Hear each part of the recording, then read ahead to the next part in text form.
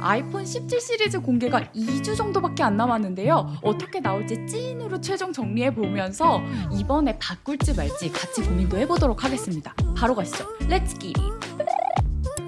신제품 공개 이벤트는 어떤 신기술이 나올지 굉장히 기대하면서 보잖아요. 근데 작년에 애플 이벤트에서 애플은 애플 인텔리전스를 엄청 강조해놓고 이 기능을 한참 있다 넣어주거나 아예 안 넣어주거나 해서 반응이 정말 안 좋았습니다. 세상이 대 AI 시대로 가고 있는데 애플이 좀 뒤처진 느낌이거든요.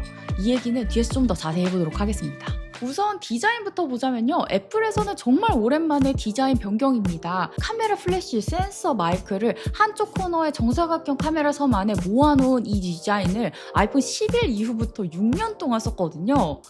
드디어 바뀝니다. 이런 걸 기대한 건 아니었는데 우선 새로 나오는 17 에어 모델을 볼게요. 기존의 플러스 라인을 대체하게 될 거고요.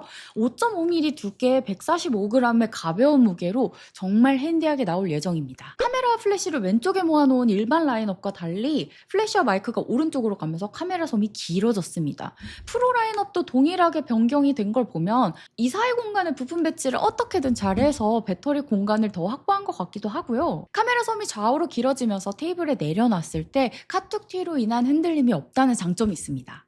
보자마자 어디서 본 듯하다 이런 느낌이 있었는데 픽셀폰입니다.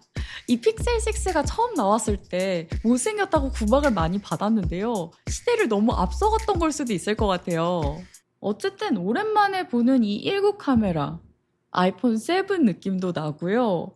BB8 같이 생겼다는 느낌도 들면서 좀 귀엽습니다. 그리고 이 얇은 바디에 카메라 컨트롤 버튼이 들어가 있어요. 기존의 버튼보다 훨씬 얇게 들어갈 것 같은데요. 이 카메라 컨트롤 버튼이 카메라를 빨리 켜는 거 말고는 활용성이 좀 떨어집니다. 정전식 터치 기능이 복잡하기도 하고 의도치 않게 터치가 돼서 카메라 렌즈나 노출이 바뀌기도 합니다. 케이스를 끼우면 사용성은 더 떨어져요. 내년에는 이 버튼이 다시 없어질 거라는 전망도 있는데요. 그거보다는 이미 만들었으니까 이거를 좀 더 잘 활용할 수 있는 신기능들을 내줬으면 좋겠습니다. 우려되는 점은 이 얇은 폼팩터를 위해서 배터리가 희생됐어요. 2800에서 2900mAh로 예측되는데 갤럭시 S25 엣지가 3900mAh거든요. 그러니까 1000mAh 이상 작은 거예요.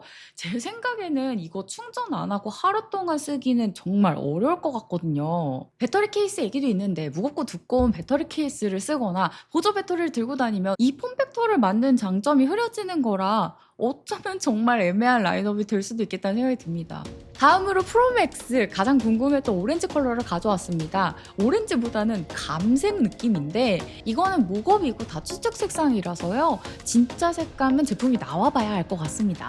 그리고 2년 만에 티타늄 소재를 버리고 다시 알루미늄으로 폐기한다는 소식이 있는데요. 아마도 비용 절감이겠죠. 관세도 요즘 난리고요. 제가 옛날에 사용하던 아이폰 4인데요. 이거 아직도 되는 게 신기한데 이때는 스테인리스 스틸이었어요. 그리고 아이폰 6, 7 요거 알루미늄입니다. 아이폰 12, 13 미니 그다음에 아이패드, 맥북 다 재생 알루미늄인데요. 이렇게 알루미늄을 많이 쓰는 데는 이유가 있겠죠.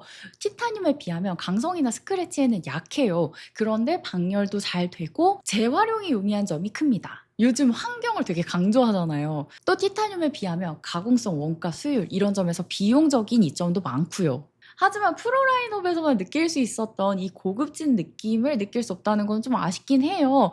그래서인지 요 아래쪽에 유리 소재를 넣어서 투톤 느낌으로 좀 고급화를 해보려고 하는 것 같아요. 그래서 애플 로고도 기존보다 조금 아래로 내려갔고요. 예전에는 이렇게 위쪽에 있었어요. 점점 내려오고 있는 것 같은데 어쨌든 디자인이 못생겨졌다. 그거 말고 제가 개인적으로 좀 아쉬웠던 점은 패밀리 룩이 깨진 것 같은 느낌이 들더라고요. 이것도 이렇게 보다 보면 예뻐 보일까요?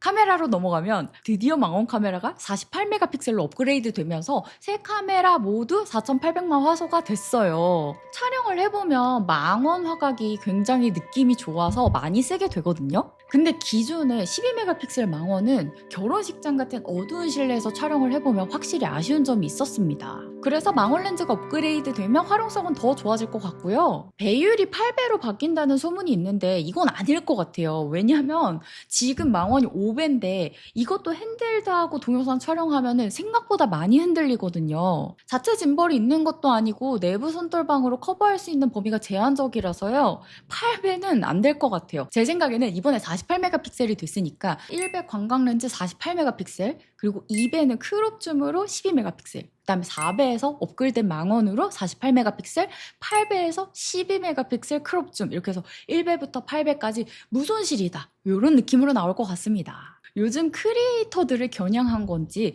전후면 카메라 동시 녹화 기능이 들어갈 것 같고요. 8K 동영상 촬영이 가능해진다고 합니다. 동영상 쪽에 좀 힘을 많이 주는 것 같은 느낌이 들어요. 렌즈에 가변 조리개가 들어간다는 소문도 있는데 이거는 공간적 제약이나 비용 대비 효용을 봤을 때는 안 될 것 같습니다. 환영할 만한 소식이 있습니다. 아이폰 최초로 베이퍼 챔버가 들어간다는 소식이에요. 두께가 조금 두꺼워진다는 걸 보니까 진짜 들어갈 것 같거든요. A19 프로 칩에 베이퍼 챔버의 쿨링 시스템이 더해지면 정말 미친 퍼포먼스가 나올 것 같아요. 빨리 게임을 돌려보고 싶네요.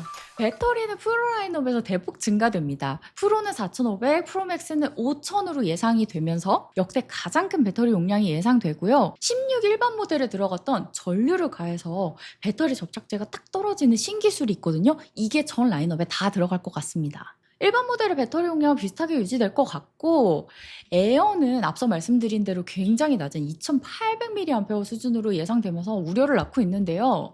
이제 애플이고 삼성이고 실리콘 배터리를 도입할 때가 된 것 같습니다. 프로세서와 디스플레이가 점점 더 좋아지고 AI가 우리 삶으로 들어오고 있어요. 전력 소모가 계속 많아질 텐데 현재 리튬이온 배터리 기술에서의 최적화는 이미 최고점 수준이라고 생각이 되고요.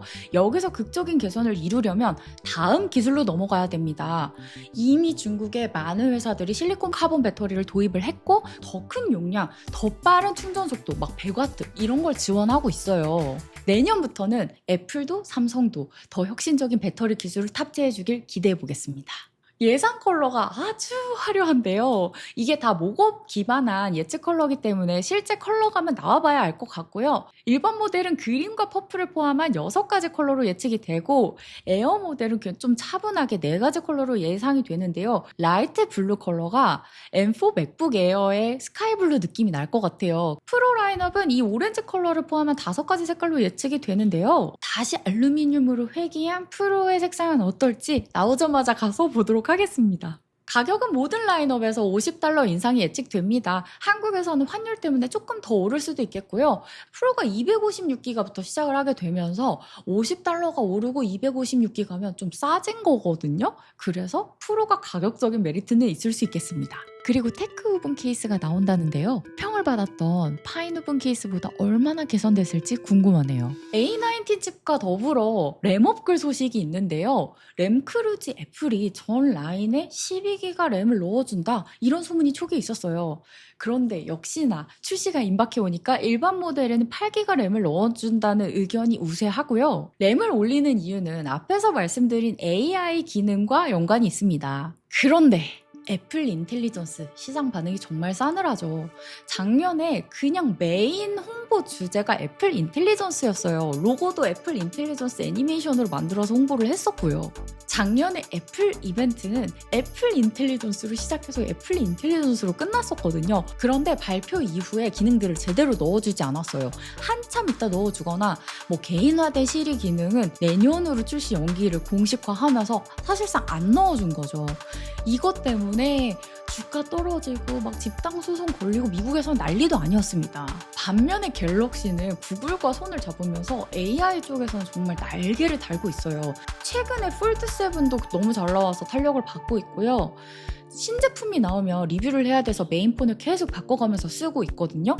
작년에 폴드 쓰다가 아이폰으로 바꿨을 때 AI 역체감이 너무 심하더라고요.